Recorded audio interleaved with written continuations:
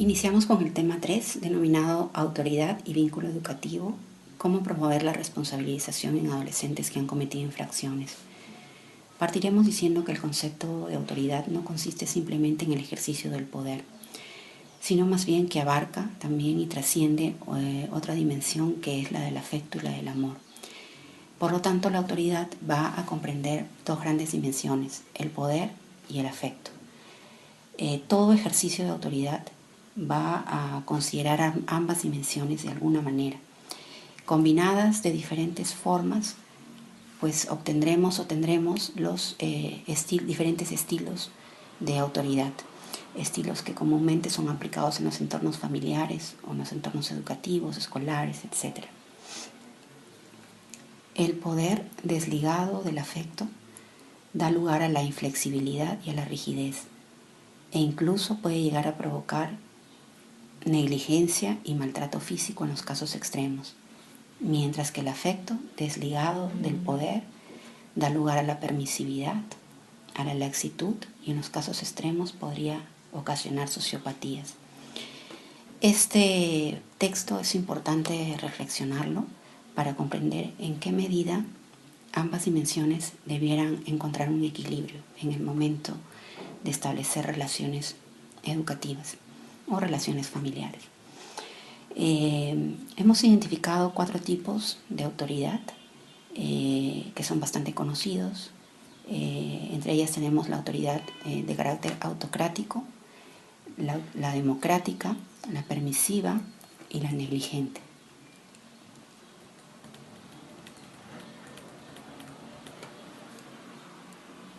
En conclusión, podríamos decir que la autoridad no puede imponerse a través de gritos, amenazas, privaciones, y tampoco puede implantarse o fomentarse si es que no ha existido bases claras.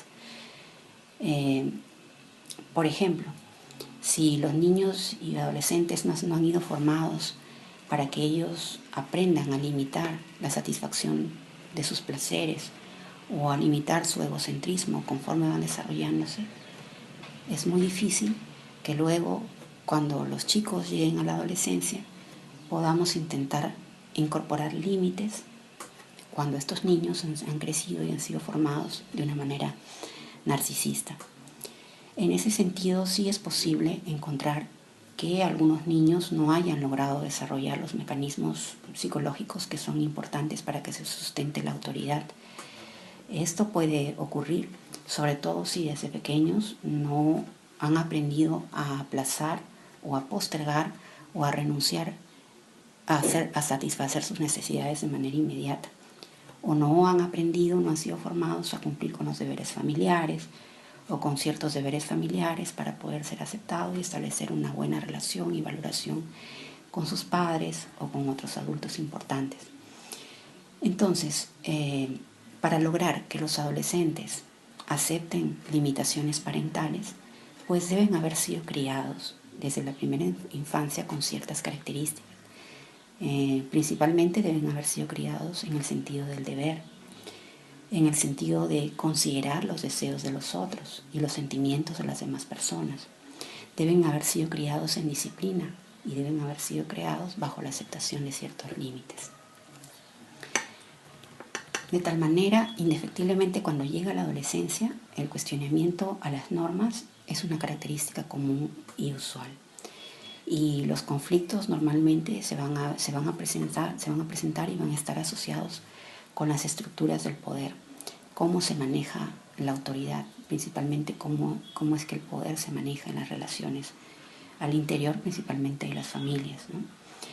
Pero esos conflictos no solamente se dan en la forma en que se ejerce la autoridad, sino también los conflictos se presentan con la persona que ejerce la autoridad.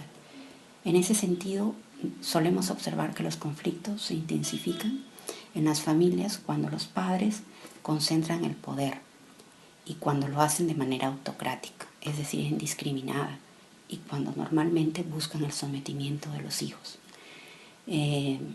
Así pues, muchas veces podemos observar también que los hijos reaccionan con actitudes de rechazo o resistencia frente a este ejercicio de autoridad autocrático, no obedecen, no acatan normas, se rebelan, etc. Entonces, podemos concluir, por lo tanto, que muchas veces los conflictos en la adolescencia se presentan para romper estructuras familiares que han sido muy autoritarias o que son muy autoritarias. El conflicto, en ese sentido, puede aparecer como un mecanismo para transformar las relaciones que son muy autoritarias o que impiden el desarrollo de una autonomía y una libertad propia que todo adolescente busca en su proceso de desarrollo. En realidad, los conflictos pueden ayudar a solucionar este tipo de dinámicas familiares, pero también pueden aparecer y fortalecer más las conductas autoritarias en los hogares. En realidad, la manera como se desencadene estos eventos en la adolescencia dependerá principalmente de los tipos de familias, de los entornos, de la sociedad en la cual se desempeñan. Pero algo importante es que existe un mecanismo importante para prevenir de alguna manera los conflictos, tanto a nivel familiar como a nivel educativo. Y ese componente, ese factor importante es el afecto. El afecto tiene un poder especial en las relaciones familiares, tiene un poder especial. De allí la importancia de promover estilos de autoridad que establezcan un equilibrio entre el afecto y el poder. Esto es algo que los educadores debiéramos comprender en todo momento, la búsqueda de ese equilibrio en el estilo de comunicación con adolescentes en conflicto con la ley penal. Por lo tanto, no solamente la autoridad, el respeto y el límite van a constituir el vínculo educativo. Hay otro factor que acabamos de decir que es importante, que constituye el afecto. La relación afectiva, por lo tanto, del educador y el adolescente en conflicto con la ley penal tendrá una importancia primordial en el acompañamiento educativo y en la relación de ayuda, la relación educativa. Entonces, finalmente podemos concluir diciendo también que los entornos autocráticos a diferente nivel, a nivel familiar, a nivel educativo, son nocivos para el logro del desarrollo y la autonomía de cualquier adolescente. Y estos procesos son procesos educativos normales que tienen que darse en el proceso de desarrollo de la adolescencia. Por ende, sería mucho mejor que las personas que estamos cerca de adolescentes en el hogar o que conducimos relaciones educativas con adolescentes, tratemos de lograr un equilibrio entre el poder, el afecto y los límites para establecer mejores relaciones con ellos y tener intervenciones más efectivas, en este caso con adolescentes en conflicto con la ley penal. A continuación, trataremos de abordar lo relacionado a la responsabilidad frente a la comisión de una infracción. Para ello, nunca debiéramos dejar de lado el hecho de que la relación educativa con un adolescente en conflicto con la ley penal se inicia producto de un acto que ha lesionado los derechos de otro, una infracción de otra persona. Esto implica que uno de los objetivos centrales de la acción educativa será la responsabilidad frente al acto cometido y el reconocimiento de que los otros han sido dañados en sus derechos y de que nuestra conducta o la conducta ocasionada o propiciada ha generado daños a otra persona. Para lograr todo ello, pues se requiere un proceso, ¿no? Y habrá que caminar a lo largo del tiempo en el acompañamiento educativo para lograr este proceso de responsabilización. Para ello habrá que considerar muchas cosas, entre ellas las razones que llevaron al acto delictivo, las consecuencias y los daños que se originaron en las víctimas principalmente, pero también en la propia persona del adolescente, en su familia cercana, en su entorno más amplio. Y finalmente, pues la responsabilidad también incluirá un momento en el cual el adolescente comprenda que su propia vida se ha visto afectada y que es necesario realizar una toma de conciencia reflexiva respecto a las consecuencias de sus actos para el futuro. La responsabilidad respecto a la infracción debe ser vista indefectiblemente desde el punto de vista educativo. a pesar de que algunas personas consideran que solo debiera ser vista desde el punto de vista jurídico. Debido a ello, debido a la importancia de abordarla desde el punto de vista educativo, la figura del educador y su acompañamiento se torna en algo imprescindible.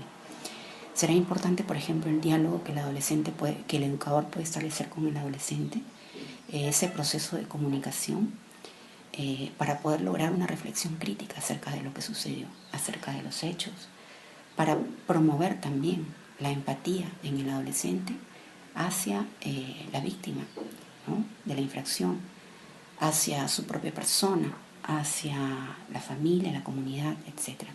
Todo ello será importante de ir logrando en el camino de la responsabilización. Pero hay entonces tres variables que serán importantes para lograr ese paso. Y en primer lugar tendremos en cuenta el reconocimiento y el ejercicio de los derechos, comprendiendo que solo cuando el adolescente que cometió una infracción sea consciente que es sujeto de derechos, solo en ese momento comprenderá que lesionó los derechos de otras personas. Y por lo tanto, solamente en ese momento en el cual él comprenda que sus actos tuvieron consecuencias que dañaron a otras personas, solamente si hemos tenido esa fase previa podremos iniciar el camino de lograr una responsabilización o de construir una responsabilización. Ahora, este reconocimiento de los derechos, del ejercicio de los derechos, no puede darse solamente desde un punto de vista discursivo o retórico, sino que es importante incluir un accionar al respecto, debido a que muchos adolescentes que han cometido infracciones se presentan vulnerados ellos mismos en sus propios derechos, tales como educación, salud, identidad, aspectos que son necesarios atender en primer término, abordarlos. El segundo factor importante para promover una responsabilización será la capacidad de reflexión y análisis del joven respecto a la víctima y a la infracción cometida. Este es el momento en el cual el adolescente llegará a comprender, a reconocer que la víctima es una persona de derechos, siendo una persona de derechos equivalentes a los suyos, debe ser vista como otra persona, como un ser humano. Es el momento en el cual la víctima deja de tener una imagen anónima, como en muchos casos suele darse. Es el momento de darse cuenta de las consecuencias, de los daños ocasionados, de analizarlos, de proyectarse en ellos y de comprender también de que las cosas no sucedieron simplemente porque sí. Es el momento de reflexionar las causas de la infracción y sobre todo de dimensionar los daños ocasionados. Y el último factor importante será el hecho de percibir que las infracciones tuvieron efectos negativos en la propia persona, en el núcleo cercano y en el entorno más amplio. Es el momento entonces de analizar que las consecuencias de los actos afectan en primer término a las víctimas, pero también inciden en la esfera individual, en la esfera familiar y en la esfera comunitaria. Todo ello se podrá lograr a través de una adecuada acción educativa que será conducida por un educador, para lo cual será importante hacer uso de una serie de estrategias y herramientas de tipo restaurativo, el uso de preguntas restaurativas, etc. Concluyendo que experiencias de justicia restaurativa han aportado mucho en estas intervenciones. Finalmente son los programas de justicia restaurativa los que promueven que se atiendan y se aborden y se asistan a las víctimas y a los daños que ellas han generado a través de una infracción. También son los programas de justicia restaurativa los que motivan a que los ofensores reparen el daño cometido a través de una infracción y también son los programas de justicia restaurativa los que motivan a que no solamente las víctimas, los ofensores, sino también las familias y la comunidad participen de este tipo de intervenciones. Finalmente quiero agradecerles por acompañarme en en este módulo,